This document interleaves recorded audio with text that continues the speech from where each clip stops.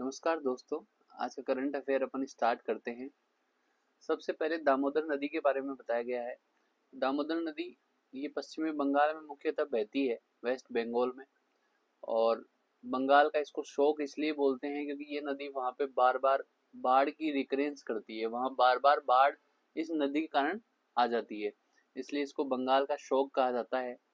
हर साल इसमें भीषण भीषण बाढ़ लगभग आती है।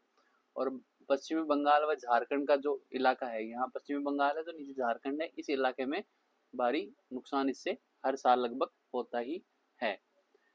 न्यूजीलैंड की बात करें तो न्यूजीलैंड ने 1893 में 1893 में दुनिया का फर्स्ट कंट्री है जिसने महिलाओं को संसदीय चुनावों में मतदान का अधिकार दिया था।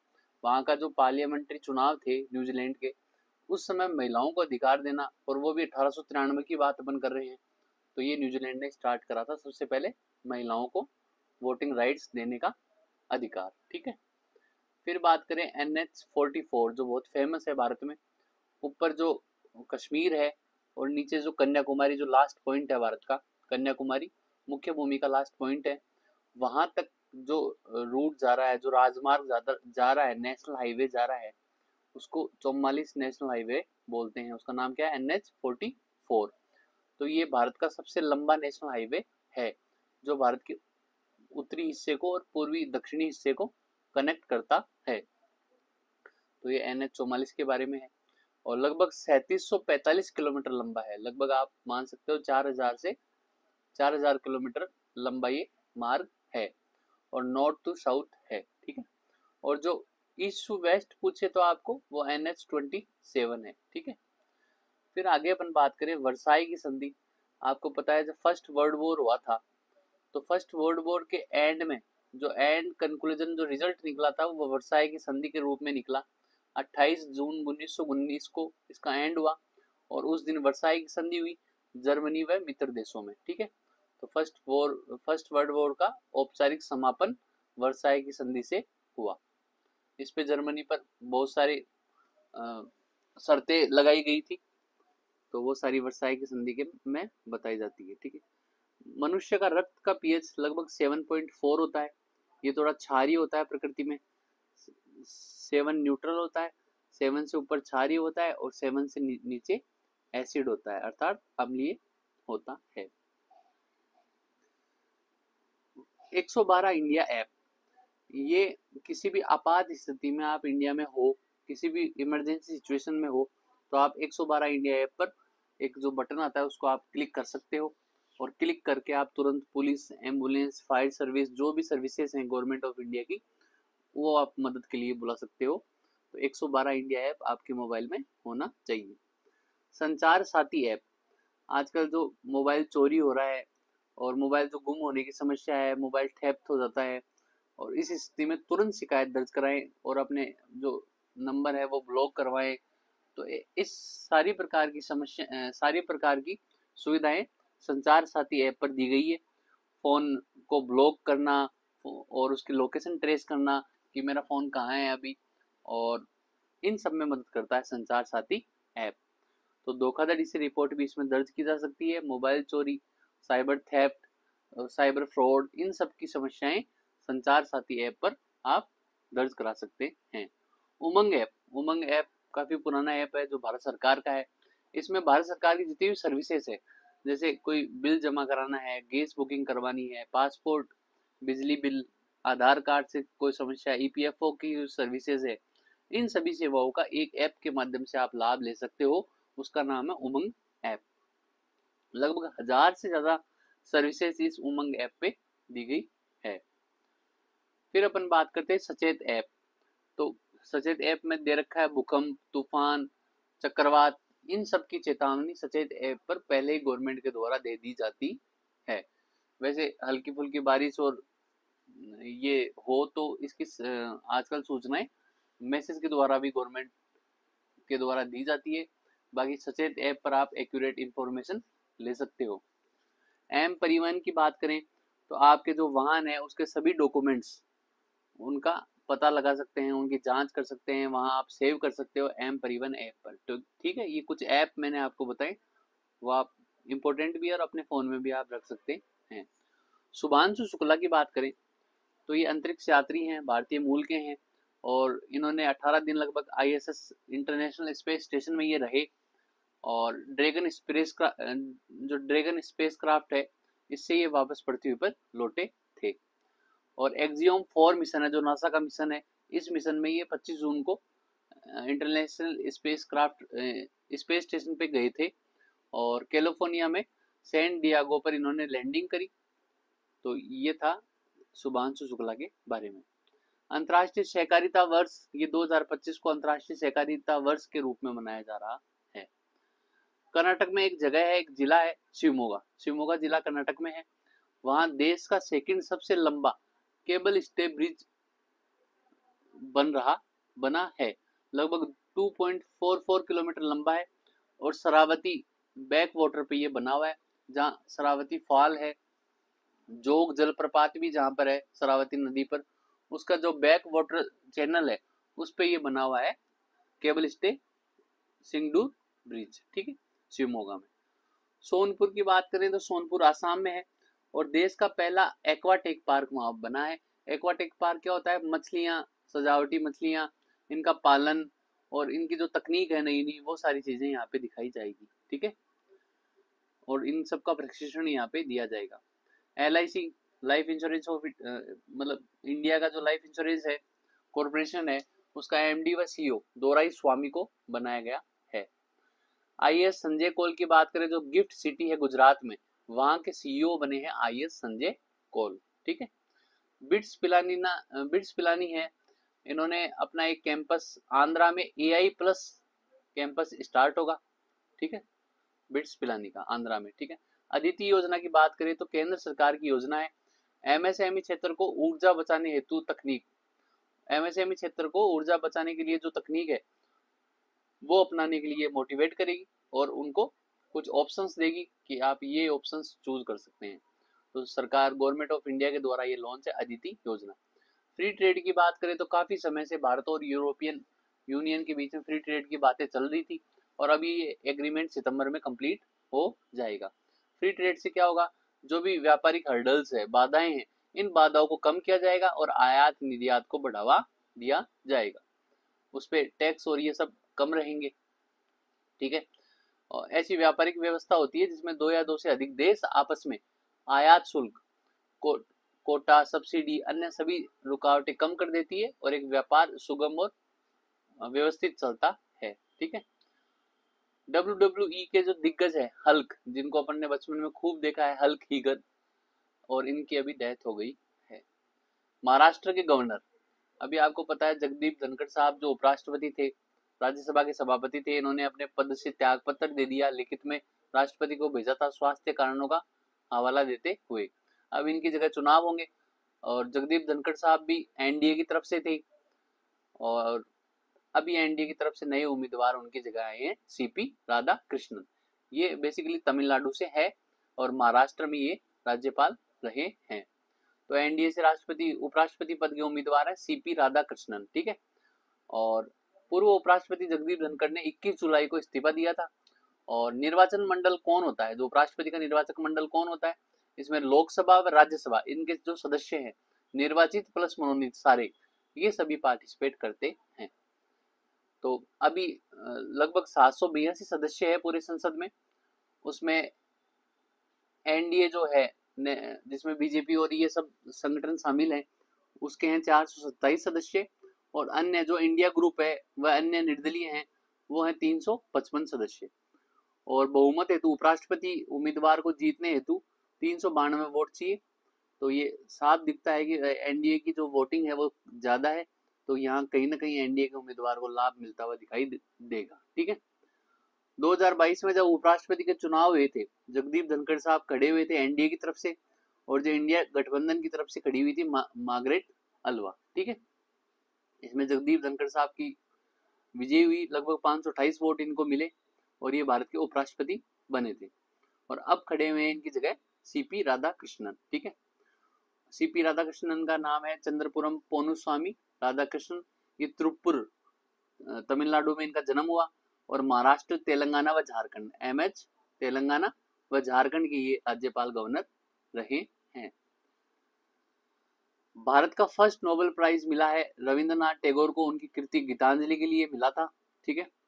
मंगल ग्रह पर पहुंचने वाला पहला एशियाई देश भी भारत ही है। 1757 की बात करें, 1757 में प्लासी का युद्ध हुआ। ये युद्ध अंग्रेजों ने जीता और अंग्रेजों ने इस जीत की खुशी में 1 रुपए का सिक्का उस समय जारी किया था ईस्ट इंडिया कंपनी ने। मुख्य निर्वाचन आयुक्त अभी हाल ही में 26वें मुख्य निर्वाचन आयुक्त ज्ञानेश कुमार है, जो मुख्यतः निर्वाचन संबंधी अफेयर्स को देखते हैं। और भारत में संसद के चुनाव हैं, जो विधानसभाओं के चुनाव है, ये सभी चुनाव इनके अंडरटेकिंग में चलते हैं। अभी इनका कुछ बयान था, उस बयान पर लोकसभा नेता प्रतिपक्ष राहुल गांधी और इन सब ने इनके ऊपर महाभियोग जैसी जो पद से हटाने की जो विधि होती है उसके लिए इन्होंने मांग करी और इनको पद से हटाने के लिए एक प्रस्ताव लाने का इन्होंने सुझाव दिया। तो राज्यसभा नेता प्रतिपक्ष हैं अभी मल्लिकार्जुन खड़गे और लोकसभा नेता प्रतिपक्ष हैं राहुल गांधी। तो ज्ञानेश कुमार है मुख्य निर्वाचन आयुक्त, इनको हटाने की क्या प्रोसेस होती है वो अपन देखते हैं। तो मुख्य निर्वाचन आयुक्त को हटाने की प्रोसेस आर्टिकल 224(5) में दे रखी है। इसमें बताया गया है कि ये जो प्रक्रिया है मुख्य निर्वाचन आयुक्त को हटाने की, वो महाभियोग की तरह ही होती है, लेकिन महाभियोग इसमें नाम काम में नहीं लिया जाता। आधार क्या है? 2 आधार है इसके, एक तो गलत आचरण, दूसरा है अक्षमता। तो गलत आचरण में पद की साख, निष्पक्षता को खतरा, भ्रष्टाचार, पक्षपात, ये सब अगर मुख्य निर्वाचन आयुक्त ने किए हैं तो ये पद का हटाने का एक आधार है। दूसरा अक्षमता, मानसिक या शारीरिक रूप से अक्षम व्यक्ति, कर्तव्य निर्वहन में अक्षम व्यक्ति को भी हटा सकते हैं। प्रक्रिया ये है कि जो मुख्य निर्वाचन आयुक्त है उसको हटाने का प्रस्ताव संसद के किसी भी सदन में लाया जा सकता है। लोकसभा में लाने के लिए लगभग 100 सदस्य उस प्रस्ताव के लिए चाहिए और राज्यसभा में लगभग 50 सदस्य चाहिए।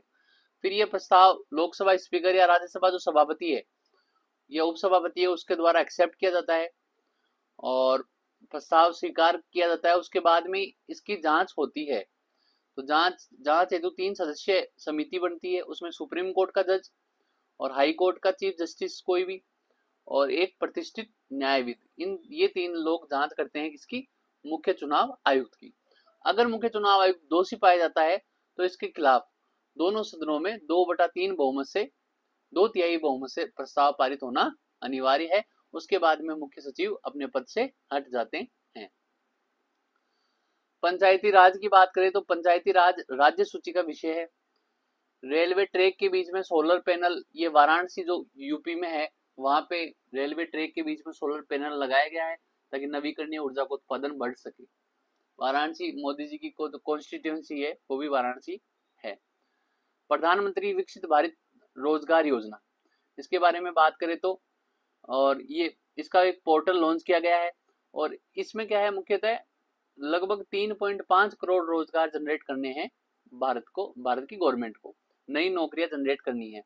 और इस जो योजना है विकसित भारत रोजगार योजना, इसमें जो नियोक्ता है भर्ती करने वाला व कर्मचारी है, दोनों को ही इसमें लाभ होगा।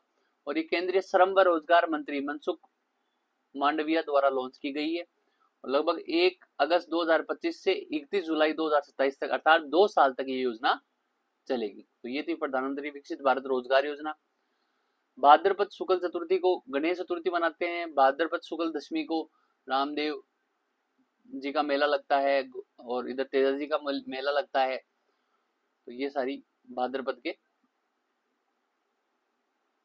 जो त्योहार व मेले हैं वो सारे बताए मैंने आपको। फोटोथेरेपी के बारे में बात करें तो आपने देखा होगा जब नवजात बच्चे बीमार हो जाते हैं, उनको पीलिया जैसी शिकायत हो जाती है, तो इनको एक ट्यूबलाइट जैसे चेम्बर में रखते हैं, उसको फोटोथेरेपी बोलते हैं। तो नवजात बच्चों में जब पीलिया, एक्जिमा, सोराइसिस, ये एक्जिमा और सोराइसिस स्किन डिजीज है और पीलिया में क्या होता है तो बॉडी थोड़ा येलोनेस दिखाई देने लग जाता है। ठीक है, तो उसके इलाज हेतु फोटोथेरेपी दी जाती है। उससे लगभग 1-2 दिन में पीलिया रिकवर हो जाता है छोटे बच्चों में। यूवी रेज इसमें निकलती है, उसका उपयोग किया जाता है। पीलिया की स्थिति में अतिरिक्त बिलीरुबिन को तोड़ता है कौन? यूवी रेज, और बिलीरुबिन बाहर निकल जाता है। इस प्रकार पीलिया की मात्रा कम बॉडी से हो जाती है। अरुणाचल प्रदेश की बात करें तो वहां शियोमी एक जिला है वहां मेचुका स्कूल है, उस स्कूल को इसरो ने अंतरिक्ष प्रयोगशाला वहां पे डेवलप करी है मुस्कान फाउंडेशन की मदद से। इसका मुख्य उद्देश्य बच्चों में अंतरिक्ष जागृति को बढ़ावा देना है। फिर बात करें साइपन इंटरनेशनल, ये नॉर्दर्न मरियाना में हुआ और शटलर तान्या हेमंत इसमें विजेता रही भारत की तरफ से।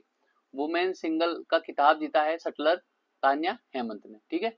संचार मित्र योजना मैंने आपको बताया, इसका एक ऐप भी है संचार मित्र योजना, दूरसंचार विभाग की है और ये सुरक्षित डिजिटल जो व्यवहार अपन करते हैं, ऑनलाइन फोन पेमेंट या जो भी डिजिटल व्यवहार अपन करते हैं उसकी जागरूकता के लिए कि भाई अपन कैसे बच सकते हैं फ्रॉड से, ये सब इसमें बताया जाएगा।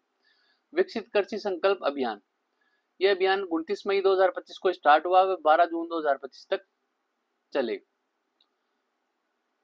कृषि व कल्याण मंत्रालय व ICAR भारतीय कृषि अनुसंधान परिषद द्वारा विकसित कृषि संकल्प अभियान चला था। इसमें किसानों को उन्नत तकनीक, नई किस्में, सरकारी योजनाएं, इन सब का ज्ञान दिया जाएगा। और राजस्थान में जो इसकी शुरुआत है वो रलावता अजमेर से हुई। एक देश एक धड़कन पहल, ये संस्कृति मंत्रालय की पहल है। इसमें देशभक्ति की जो अमर भावना है और देशभक्त हैं इनको श्रद्धांजलि देने व राष्ट्र के वीरों को समर्पित याद करने हेतु ये एक पहल है, उनको सम्मान देने हेतु ये एक पहल है।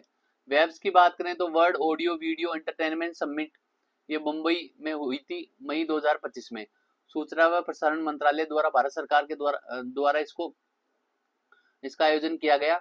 मीडिया व मनोरंजन क्षेत्र में को भारतीय जो मीडिया व मनोरंजन क्षेत्र है, जैसे बॉलीवुड बोलते हैं मुख्यतः, उसको वैश्विक मीडिया व मनोरंजन क्षेत्र से जोड़ना इसका मुख्य उद्देश्य है। राष्ट्रीय सहकार मेला जयपुर में आयोजित किया गया और जवाहर कला केंद्र में आयोजित हुआ।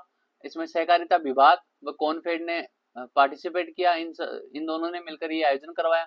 सहकारी समिति को अपना कारोबार बढ़ाने हेतु बेहतर मंच प्रदान करता है राष्ट्रीय सहकार मेला।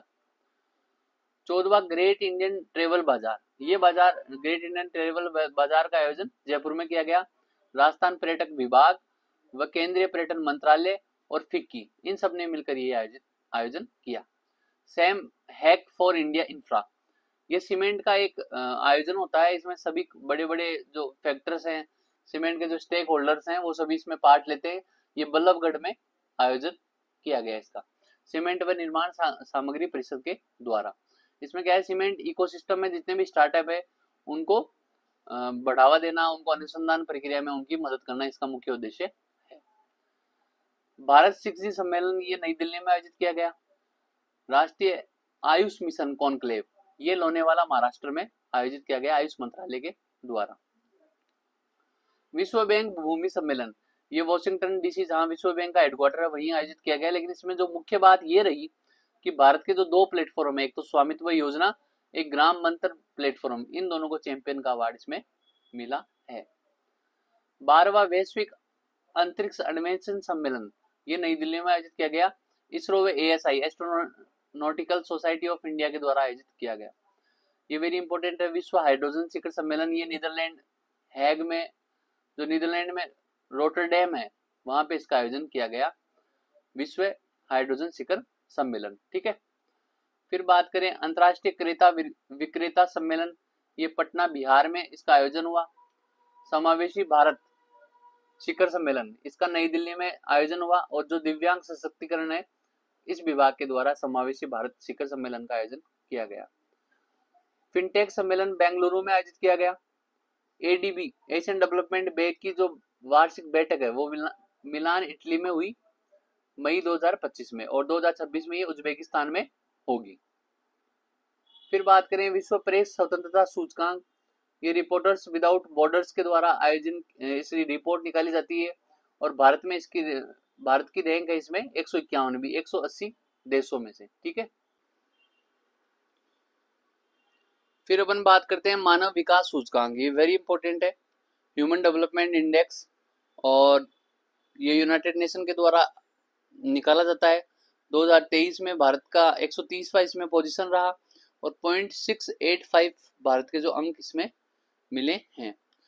मिजोरम व गोवा पूर्ण साक्षर राज्य है। शिक्षा मंत्रालय के द्वारा साक्षर राज्य की डेफिनेशन ये है, जो भी राज्य 95% से ऊपर साक्षरता रखता है वह पूर्ण साक्षर राज्य कहलाएगा।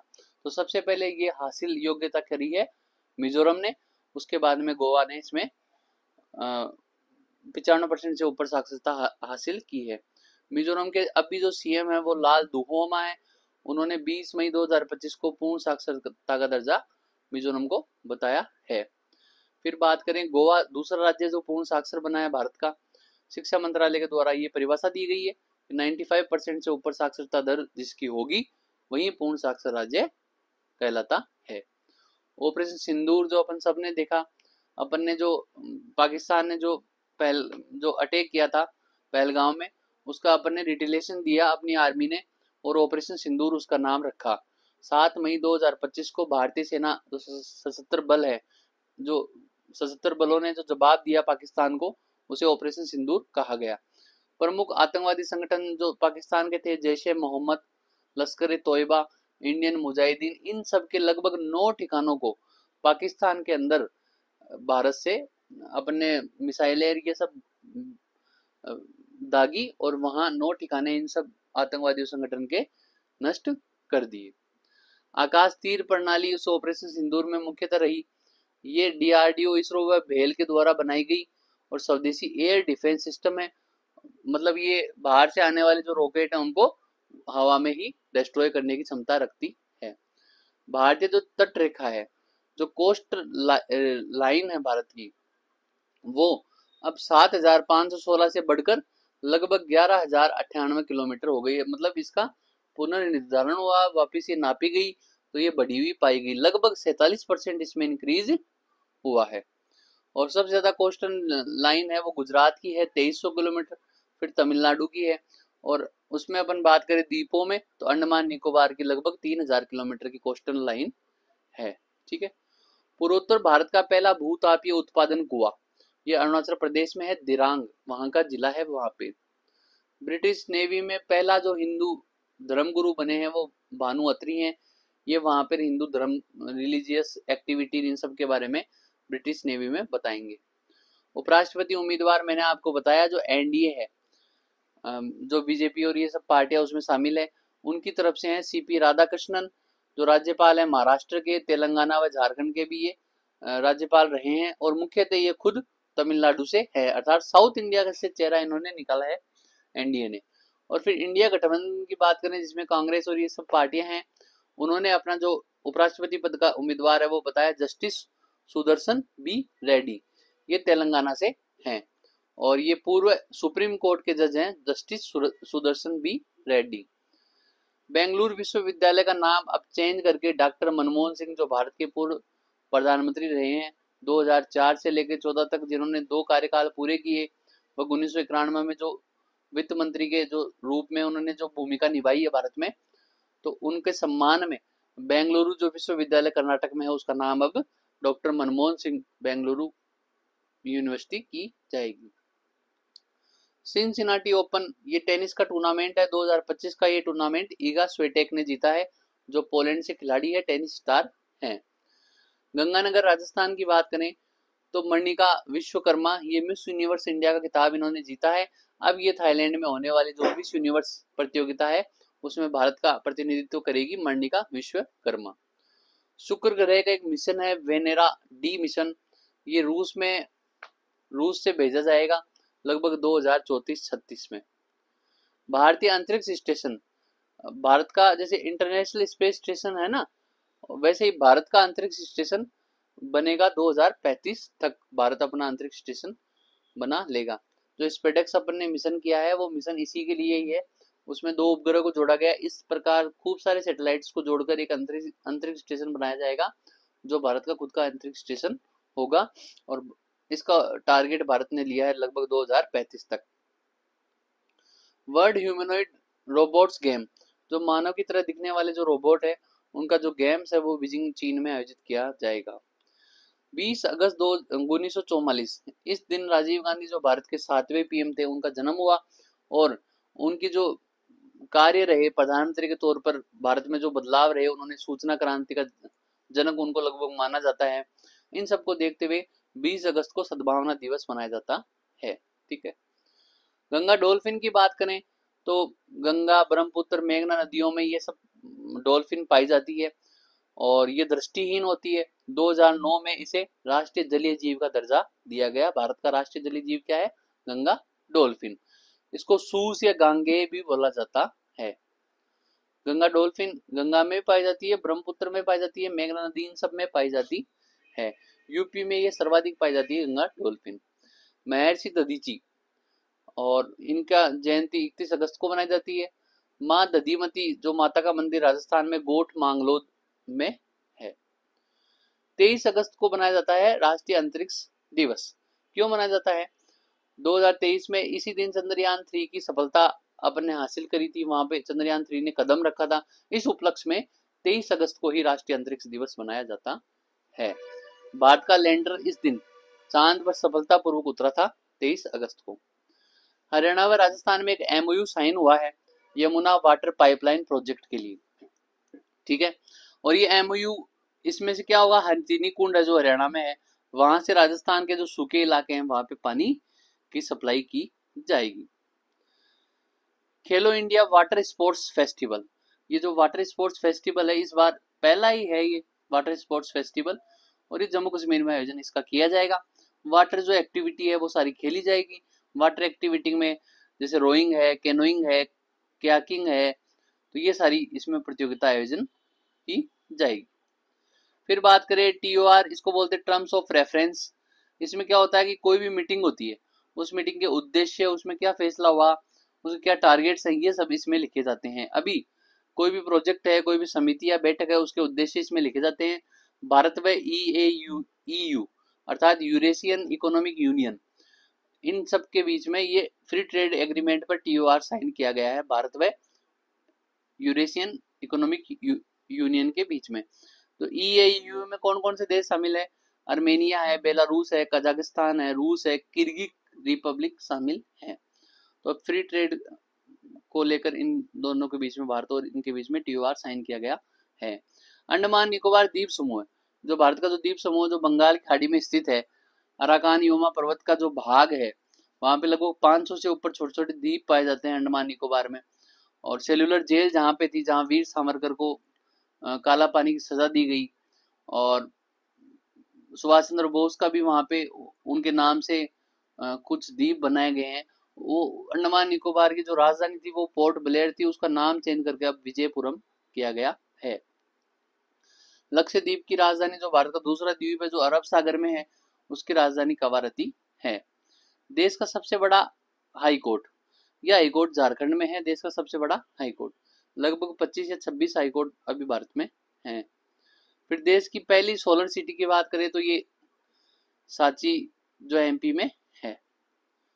प्लेग की बात करें, प्लेग एक संक्रामक रोग है और यर्सेनिया पेस्टिस नामक जीवाणु से ये फैलता है, मतलब बैक्टीरिया डिजीज है। मुख्यतः जंगली चूहे, गिलहरियां और चूहे पे रहने वाले पिस्सुओं के संक्रमण से ये फैलता है। प्लेग को लगभग ब्लैक डेथ बोला जाता है। पर्युषण पर्व की बात करें तो जैन समाज का ये मुख्य पर्व है और लगभग 8 दिनों तक ये चलता है। 5वें दिन में जो महावीर स्वामी है, जो जेएनयू के जो 24वें तीर्थंकर हैं, अलग अलग तीर्थंकर है, जैसे अपने भगवान है वैसे जेएनयू के तीर्थंकर बोलते हैं। पहले ऋषभ देव है, 24वें महावीर स्वामी है, 23वें पार्श्वनाथ है। तो इन जो 24वें तीर्थंकर हैं उनका 5वें दिन जन्मोत्सव बनाया जाता है। मोक्ष मार्ग दिखाने वाला, तीर्थंकर का अर्थ क्या होता है? जो मोक्ष की राह दिखाए वो तीर्थंकर हैं। और जो अंतिम दिन है पर्युषण पर्व का, वो संवत्सरी पर्व के रूप में मनाया जाता है। अंतिम दिन को सभी जैन समाज के लोग मिच्छामि दुक्कडम नाम से बोलते हैं। उसका अर्थ है सभी लोगों से वो क्षमा मांगते हैं कि हमसे जाने अनजाने में कोई भी गलती हुई तो हमें क्षमा कीजिए, अर्थात मिच्छामि दुक्कडम, ठीक है। केरल भारत का पहला पूर्ण डिजिटल साक्षर राज्य घोषित हो गया है। केरल क्या हो गया? पूर्ण डिजिटल साक्षर राज्य घोषित हो गया है। डिजिट केरल, वहां पे एक प्रोजेक्ट चला था, वहां की गवर्नमेंट ने इसको बहुत अच्छे से इम्प्लीमेंट किया। हर आदमी को डिजिटली साक्षर बनाया, उनको मोबाइल चलाना, स्कैन करना, पेमेंट करना, इन सब कंप्यूटर सिखाना, इन सब चीजों में गवर्नमेंट ने हेल्प करी, ठीक है। इसलिए वहां पे 99.88 लोग अभी डिजिटल साक्षर हैं। सेमिकॉन इंडिया 2025 की बात करें तो ये नई दिल्ली यशो भूमि जो सेंटर है नई दिल्ली में, वहाँ इसका आयोजन किया गया। इसमें मुख्यतः जो स्टेक होल्डर, सेमीकंडक्टर, इन सब से जुड़े हुए थे। इलेक्ट्रिक शो था और इस प्रकार का ये शो था सेमिकॉन इंडिया। भारत व फ्रांस की कंपनी जो सैफरान है, ये फाइटर जेट बनाएगी भारत में। 5वीं पीढ़ी के जो लड़ाकू विमान है AMCA अर्थात advance medium combat aircraft, advance medium combat aircraft जो जेट फाइटर हैं, ये भारत में अब बनेंगे। PMI बोलते हैं परचेजिंग मैनेजर्स इंडेक्स, मैन्युफैक्चरिंग व सर्विस सेक्टर की उत्पादन स्थिति को ये बताता है और ये PMI सूचकांक निकाला जाता है। अकोदरा ये गुजरात में है, भारत का पहला डिजिटल गांव है। ICICI बैंक ने इसे 2015 में गोद लिया था, फिर इसको डिजिटल बनाया था। ग्रीनलैंड की बात करें तो भारत का सबसे बड़ा या दुनिया का सबसे बड़ा द्वीप है जो ग्रीनलैंड है। नमामि गंगे प्रोजेक्ट है, गंगा व उसकी जो सहायक नदियां है उनको साफ करना और उनकी सफाई करना इस प्रोजेक्ट का मुख्य कार्य है। CNG की बात करें, जो कंप्रेस नेचुरल गैस होती है, वो स्वच्छ ईंधन होती है। जो पेट्रोल और डीजल है, जो जीवाश्म ईंधन है, इनका अपन विकल्प के रूप में CNG का उपयोग कर सकते हैं, जो पर्यावरण को नुकसान कम करती है। MP की बात करें तो MP देश का सबसे बड़ा वन क्षेत्र वाला राज्य है। MP के बाद में दूसरा है अरुणाचल प्रदेश। युद्ध अभ्यास की बात करें तो भारत व अमेरिकी सेना के बीच में जो संयुक्त अभ्यास होता है उसको युद्ध अभ्यास अपन बोलते हैं। वज्र प्रहार भी भारत व अमेरिका के बीच में होता है। युद्ध अभ्यास इस बार अलास्का USA में आयोजन इसका हो रहा है और मद्रास की जो टीम है, मद्रास की जो आर्मी पलटन है, वो वहां पे अमेरिका गई है। डाक विभाग ने मैप माई इंडिया के साथ में समझौता किया है और डाक विभाग अपना खुद का डिजी पिन निकालेगा कुछ एरिया के लिए। लगभग एक यूनिक कोड होगा, उस कोड से जो डाक है उनको देने में आसानी रहेगी और हर एक एरिया का डिजी पिन होगा। तो आज के लिए इतना ही, धन्यवाद। प्लीज चैनल को लाइक और सब्सक्राइब करें।